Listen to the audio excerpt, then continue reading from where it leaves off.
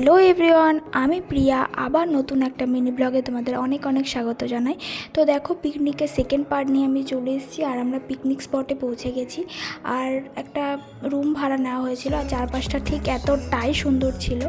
তো আমি তো ফার্স্ট টাইম এরকম জায়গায় আসলাম, আমার বেশ ভালো লেগেছে জায়গাটা। তো এই জায়গাটার নাম যত সম্ভব চিলাপাতা, আমি যদি ভুল না হয়ে থাকি, ভুল হলেও তোমরা কমেন্টে জানিও। তারপর আমরা সকালে ব্রেকফাস্ট করে দেন আমরা একটু বেরিয়ে পড়লাম ঘুরতে যাওয়ার জন্য। তো চারপাশটা খুবই সুন্দর ছিল, খুবই সুন্দর ছিল, মানে বলে বোঝাতে পারবো না। তো যারা কোচবিহারের আশেপাশে থাকো অবশ্যই তারা এই জায়গাটায় গিয়ে ভিজিট করো, খুব সুন্দর জায়গা। তো আমার বেশ ভালো লেগেছে জায়গাটা। তো তারপরে ফাইনালি ঘুরে তারপরে আমরা আমাদের পিকনিক স্পটে চলে এলাম, কারণ অনেক বেলা হয়ে গেছিলো।